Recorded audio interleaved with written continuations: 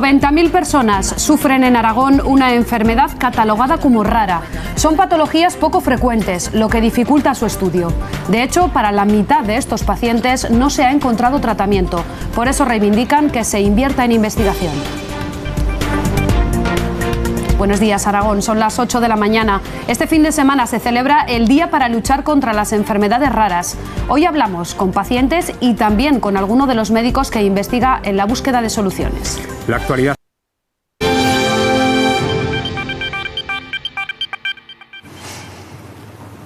Existen cientos, miles de enfermedades. Algunas son conocidas por todos, el cáncer, el SIDA. Con otras nos hemos ido familiarizando con el tiempo, por ejemplo, la ELA, la esclerosis lateral amiotrófica. Pero muchas ni nos suenan, salvo que conozcamos a alguien que la padezca, que tampoco es probable porque una enfermedad rara, atípica, afecta a menos de una persona por cada 2000. Ese es precisamente el origen de muchos de los problemas que sufren. A las dificultades para identificar su patología se suma encontrar un tratamiento. Me llamo Carlos, tengo 35 años y padezco el síndrome de yo no me haría ilusiones. Me llamo Irene, tengo 24 años y sufro el trastorno de no puedo hacer nada. Me llamo David, tengo 29 años y padezco la enfermedad de mientras a mí no me toque. Es una de las campañas para recordar que más de 3 millones de personas en España padecen alguna enfermedad rara, unos 90.000 en Aragón. Y subraya también algo más, que no por raras son pocas. Según la Organización Mundial de la Salud, existen unas 7.000 patologías de este tipo. Mañana es 29 de febrero, un día que puede considerarse raro porque solo se da, ya lo saben, cada 4 años. Y precisamente por eso fue elegido para celebrar el Día Mundial de las Enfermedades Raras. Nosotros queremos hablar de ellas y de las necesidades de las personas que las padecen. Y lo vamos a hacer hoy. Hasta que Susana y Enrique me hablaron de su hija Sofía. Javier. Y lo hacemos con Felipe Valdivia, que es vocal de la Asociación de Enfermedades Raras Somos Pera. Bienvenido, buenos días. Buenos días, muchas gracias. Y lo hacemos también con Pilar Martín Duque, que es investigadora ARAI del Instituto Aragonés de Ciencias de la Salud. Muy buenos días, bienvenida. Buenos días. Hablamos de que hay más de 7.000 enfermedades raras, según dice la OMS, la Organización Mundial de la Salud. Por lo tanto, cada paciente es un reto para las familias, pero también para los médicos que intentan identificar qué le pasa.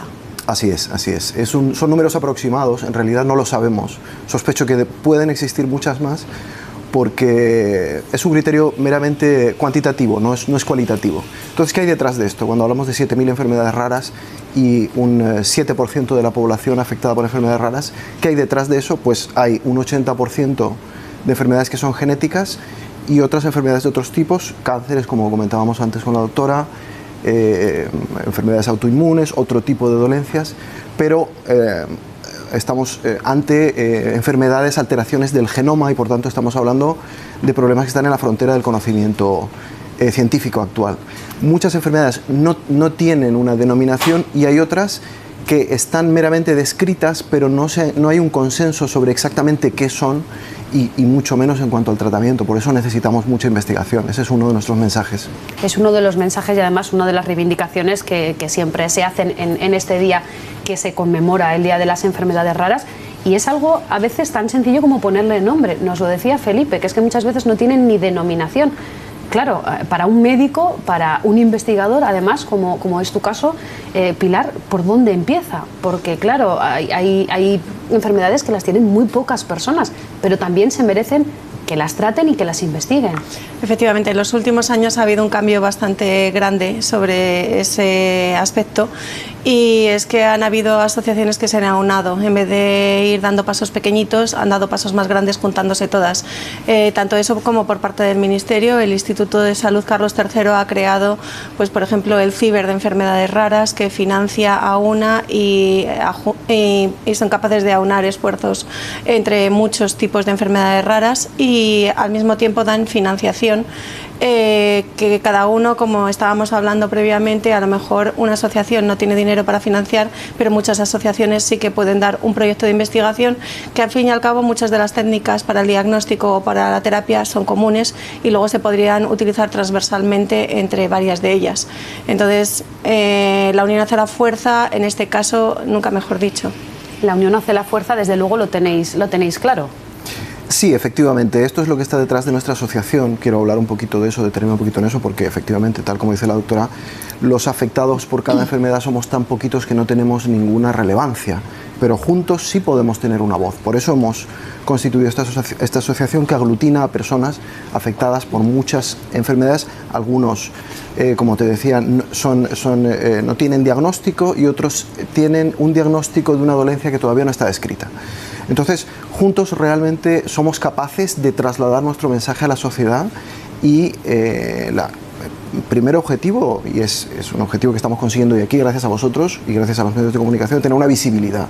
Es decir, que la sociedad nos reconozca en nuestra especificidad, en las cosas específicas que tenemos.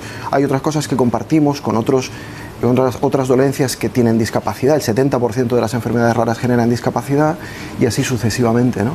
Pero la enfermedad rara tiene esta cuestión, que son colectivos muy pequeños, y por esa razón no disponemos ni de los recursos ni de la fuerza para impulsar tanto investigación como la creación de medicamentos, los famosos medicamentos huérfanos, que está previsto en el sistema sanitario, que es una categoría de medicamentos que debe ser impulsado y apoyado por la administración pública, porque las farmacéuticas no tienen incentivos para desarrollarlos. Entonces tenemos un frente amplio de cuestiones en las que nosotros necesitamos incidir y necesitamos trasladarlas a la sociedad. Esa es nuestra primera misión, la de crear visibilidad. Pero en el fondo tenemos también una ambición de ser capaces de contribuir, porque nosotros, y así está definido en los documentos de la Comunidad Europea, los colectivos de pacientes tenemos mucho que decir en cuanto a la investigación, a la descripción de la clínica de esas enfermedades, y estamos en constante contacto con los médicos y con los investigadores. Te pongo un ejemplo. Hay una familia dentro de nuestra asociación. Hace poco nos ha compartido con nosotros un paper científico que se ha publicado a finales de enero, que es el producto de una investigación de una entidad científica en Estados Unidos, para la cual ellos han contribuido. Ellos tienen un familiar del cual han aportado material genético y han contribuido a la investigación de este gen que se llama TBR1, y es algo que, como te digo, recién se están investigando los efectos de las alteraciones del gen TBR1 en el fenotipo de una persona que tiene este tipo de dolencias. Entonces, así estamos en la frontera de la investigación. Es esa un poco la contribución que nosotros queremos hacer a la sociedad. Subrayo también que no queremos, por una parte, ni criticar al sistema sanitario público, ni descalificarlo, sino al contrario, ayudarlo. Nuestras reivindicaciones van en el sentido no de gastar más dinero, sino de gastarlo bien, de invertir correctamente los recursos. Y en ese sentido planteamos algunas ideas que pensamos que serían instrumentales en mejorar la calidad de vida para los enfermos. Por ejemplo, el gestor de casos, el registro centralizado de personas afectadas y el registro de enfermedades, etc. Hay muchas ideas que para nosotros son una manera de utilizar bien los recursos, no de cargar más el bolsillo del contribuyente. Esto creo que es una manera muy resumida de decir lo que queremos. Estamos hablando con una asociación de personas con enfermedades raras, hablamos también con una investigadora. ¿Qué nos falta? Pues escuchar a un tercer pilar, quizá el más importante, el enfermo. Es lo que vamos a hacer ahora mismo. Alejandro Aisa, buenos días. Estás con una mujer que padece un síndrome que afecta sobre todo a mujeres mayores de 40 años y vinculado además a otras enfermedades. Así es, buenos días Carolina, estamos con Ana Belío, a quien agradecemos lo primero que nos haya abierto las puertas de su casa para contarnos su experiencia. Como tenemos pocos minutos, lo primero voy a hacer un resumen.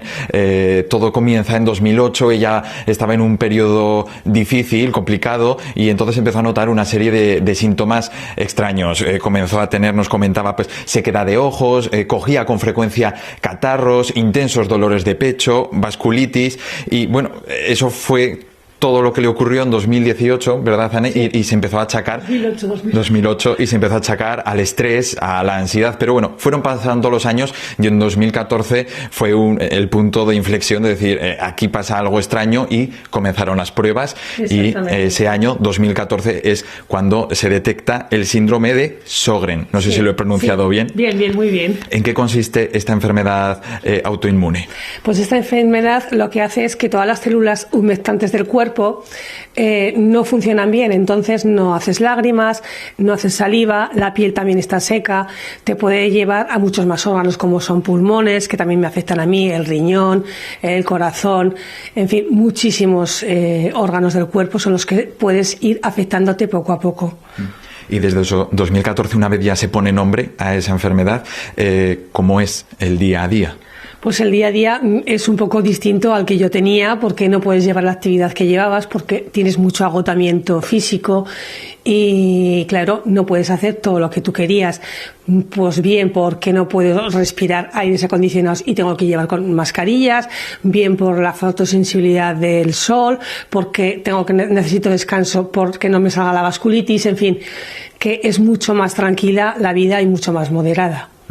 Pero el ponerle nombre supuso un avance, por ejemplo, respecto al tratamiento, ¿no? Sí. Comentábamos que no era un tratamiento curativo, pero que sí ayuda a frenar. Sí, ayuda a frenar la enfermedad porque tomo cortisona, inmunodepresores, hidroxicloroquina, las gotas de los ojos, los geles, en fin, ya llevas con más especialistas, te están tratando y ya llevas un seguimiento y gracias a Dios cuando le pones nombre a una enfermedad, respiras como diciendo: no estoy loca, lo que me pasa es real y sé que hay más personas como yo, así. Entonces, respiras un poco en ese sentido. Muchas gracias, Ana, por contarnos tu caso y sobre todo por abrirnos de nuevo, las puertas de tu casa. Este es el caso de Ana y, como bien decía ella, todo comienza por ponerle nombre. Es un paso muy importante.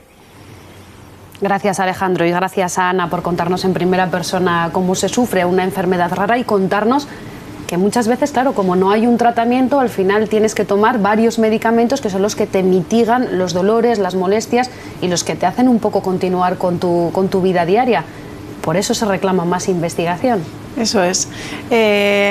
Tanto investigación como yo creo que una parte que se puede aportar desde algunos organismos en los que se necesita muy poco dinero es darle una formación especializada a los médicos para que lo detecten al principio de la enfermedad, no cuando ya ha avanzado durante 4, 5, 6 años. Como decía aquí la paciente, y con toda la razón, muchas veces ellos piensan en los síntomas pequeñitos de uno en uno y van pensando que les pasa algo o que se los están imaginando o lo que sea.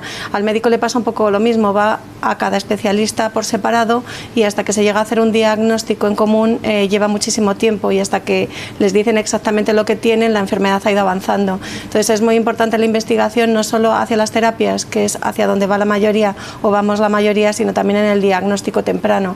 Hay muchas veces que se podrían buscar nuevos kits de detección en los que a la mínima sospecha se mirara si ese paciente se puede confirmar. En otros casos es simplemente formación médica, de intentar concienciar a la población médica que existen estas enfermedades que a lo mejor, aunque son raras, no es tan raro que te toque a ti el diagnosticarlos, intentar sensibilizar para que se diagnostique en primera persona desde el primer momento y que de esa manera no esté tan avanzada la enfermedad.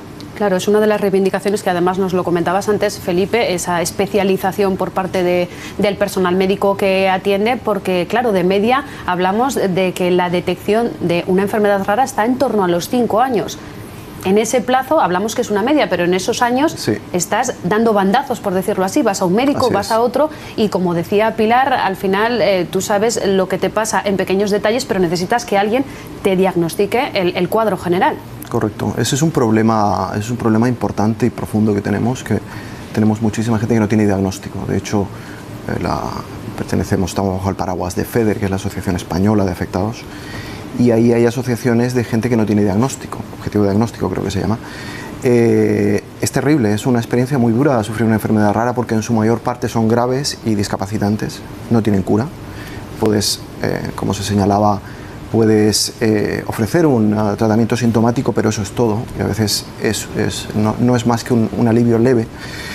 Y es duro enfrentarte a esta situación y a la incertidumbre. La incertidumbre, la verdad es que es terrible. Eso es lo más difícil, Felipe, para una persona que padece una enfermedad rara. Esos años en los que sabe que le pasa algo pero no le puede poner nombre, no puede identificar y por lo tanto no puede mejorar su situación. Seguramente lo sea. Puedo hablar de la experiencia nuestra. Yo tengo un chiquitín que tiene 12 años y cuando nació mostraba unos síntomas que apuntaban a algún tipo de problema concreto. Lo que pasa es que es una entidad bien descrita, es síndrome Prader-Willi, es una de las enfermedades raras menos raras, más conocidas, y tuvimos la suerte de tener un diagnóstico en 3 meses, pero durante esos 3 meses realmente es duro pensar todas las variables que tienes, las distintas posibilidades, y que no sabes qué le pasa y por tanto no sabes qué se puede hacer al respecto. Es un paso importante conseguir el diagnóstico, por tanto cualquier pequeña mejora que permita aumentar la eficacia del diagnóstico sería para nosotros ya un paso importante. Y en tu caso, Felipe, sí. ¿Qué le pasaba a tu hijo y cómo conseguiste descifrar lo que le podía pasar? No sé si a lo mejor a veces comentando tu caso sí. con amigos, con padres en el colegio, no sé si alguien incluso te pudo orientar. Hicimos algo que los médicos te desaconsejan, que es ir a Internet. Y cuando vas a Internet es terrorífico porque no tienes preparación para hacer frente a esa información. Entonces ves cosas que son realmente terroríficas, ¿no? Pero en nuestro caso había unos síntomas que llevaron a los médicos a un diagnóstico diferencial que era bastante acertado, bastante certero. Es una entidad bien conocida, en nuestro caso fue un proceso corto y no fue un enigma tan grande, es decir que sufrimos esa incertidumbre un periodo de tiempo corto en comparación a gente que está año. En ese sentido no contamos con ningún tipo de ayuda por ningún sitio, simplemente una de las doctoras en urgencias, cuando el niño estaba en la UCI después de nacer, nos dijo que las hipótesis eran varias, porque ella sabía que nosotros estábamos, como así se dice, comiéndonos la cabeza, ¿no? Nos vio y hacíamos preguntas, entonces nos dijo, bueno, las hipótesis son estas, es este mal, esta enfermedad o esta otra, y pensamos que ahí iba a estar la cosa, pero tranquilos, que vamos a trabajar en el diagnóstico, y efectivamente así fue, o sea, en ese sentido no podemos tener queja. Pero en cuanto a la cultura que existe en la comunidad médica sobre las enfermedades raras, vale la pena señalar un detalle: en los estudios médicos de la Universidad de Zaragoza solamente hay una asignatura que es enfermedades raras en la niñez, o sea, los médicos pasan por la carrera y prácticamente el tema no lo tocan. Sí que obviamente estudian genética. También te comento que pienso que en el futuro la genética es un campo, me parece un campo tan complejo que seguramente tendrá que separarse de medicina, porque creo que es mucho pedirle a los médicos que sepan genética. Es un conocimiento realmente profundo y muy complejo, y para muchos médicos es un desafío conocer todas las dolencias y todas las implicaciones en el campo de la genética. ¿Estás de acuerdo, Pilar? Totalmente. Totalmente. De hecho, hace unos años una universidad de Madrid empezó a hacer, bajo el llamamiento también de una asociación de pacientes de enfermedades raras, charlas un sábado al mes, en el que cada sábado se cogía una patología de enfermedades raras y se traían a expertos, y la mayoría de la gente que atendían eran médicos con inquietudes. Entonces, ese tipo de foros, como el que va a suceder, por ejemplo, esta tarde, organizado por Pilar Giraldo, es vital. O sea, hay que darle cara a todas estas enfermedades para, lo primero, hacer un llamamiento a que hay que hacer más investigación, pero también a diagnosticarlas en primera instancia, nada más aparecer lo antes posible. Efectivamente, hoy comienza un congreso nacional que va a reunir a muchos expertos aquí en Zaragoza durante todo el fin de semana, de muchas comunidades autónomas, también a pacientes, a familiares, a asociaciones, y tú misma vas a dar una charla que es la nanomedicina aplicada a la biomedicina y a las enfermedades raras. Eso es. ¿Cómo puede trabajar el área en el que tú trabajas por favorecer, digamos, la investigación y ayudar a resolver y a diagnosticar las enfermedades raras? Pues nosotros trabajamos desde hace más de 10 años en colaboración con alguien internacionalmente conocido en el mundo de la nanotecnología, como es Jesús Santamaría. Aquí en Aragón es muy conocido, pero internacionalmente también en el mundo de la nanomedicina. Yo formo parte de su grupo de GEA desde hace años, y vamos mezclando el mundo de la medicina, que es el mío, con el suyo de la nanotecnología, y vamos haciendo avances muy importantes, sobre todo aplicados al cáncer, que, como ya indicaban anteriormente, hay muchas enfermedades raras también asociadas a cáncer, retinoblastoma, muchos tumores infantiles. Pero muchas de estas técnicas, algunas de ellas aplicadas a diagnóstico, podrían ser extrapoladas a las enfermedades raras. Desgraciadamente, todo lo que se está haciendo es en etapa preclínica, en ratones, en animales pequeños, pero ensayos clínicos no hay ninguno a nivel mundial en enfermedades raras a día de hoy. ¿Y por qué? Pues porque tardan muchos años en llegar, y precisamente lo que estaban diciendo, ensayos clínicos existen no con nanomedicina, pero existen abordados a terapia génica. Casi todas estas enfermedades son enfermedades génicas, entonces aquí en España tenemos grandes científicos. Detrás mío en la charla va a hablar José Carlos Segovia en terapia génica en algunas enfermedades como anemia de Fanconi, Black Diamond anemia. Tienen en el CIEMAT en Madrid muchísimos ensayos clínicos ya, pero siempre abordando desde la terapia génica. Fátima Bosch en Barcelona tiene también otros 2 ensayos clínicos en enfermedades raras, pero siempre con virus en terapia génica, y la nanotecnología podría aplicarse en el mismo ámbito.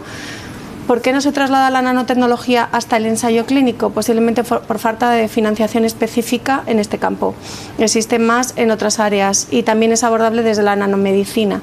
Entonces hay que hacer sinergias. Yo sigo diciendo que aquí lo que hay que hacer es hacer sinergias para llegar a ayudar a toda esta gente que tanto lo necesita.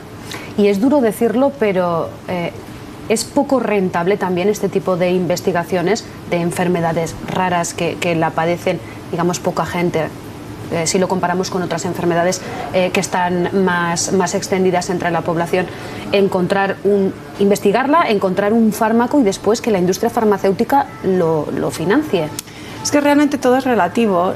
Se habla muchas veces de lo caro que es la investigación porque miramos a corto plazo, no a largo plazo. Y el tratamiento de los pacientes, simplemente un fármaco de quimioterapia, te puede costar 5.000 euros y a los pacientes se les inyecta semanalmente. Si se buscara algún otro tipo de terapia que a lo mejor es más cara desarrollarla, como por ejemplo las terapias CAR-T, se ha hablado del precio que cuesta hacer una terapia CAR-T, pero si esos pacientes se curan y no necesitan nunca más, aparte de la parte familiar, social, etcétera, y psicológica, del no pensar que voy a recaer, simplemente ya solo pensando en la parte económica, renta gastarte 300.000 euros en un paciente y no tener que darle la quimioterapia, que es a más largo plazo, y el gasto en la seguridad social va a ser más amplia. Entonces, cuando se habla de que la investigación es cara, lo es en primera instancia, pero hay que pensar en largo plazo y en el número de gente a la que afecta, ya sin solamente mirando números y sin pensar en la parte humana que hay detrás de todo ello. Pues Pilar Martín Duque, investigadora de Araid, gracias por estar con nosotros. Gracias a vosotros. Y Felipe Valdivia, gracias también por acompañarnos hoy. Gracias por tenernos aquí y ayudarnos a llevar nuestro mensaje a la sociedad. Y recordamos sobre todo que se celebra mañana el Día Mundial de las Enfermedades Raras y que va a haber muchas iniciativas en todas las localidades, en las 3 provincias de Aragón, muchas solidarias para recaudar fondos también para estas asociaciones. Nosotros nos vamos a publicidad y volvemos enseguida. Empezamos la parte de cultura. Hasta ahora.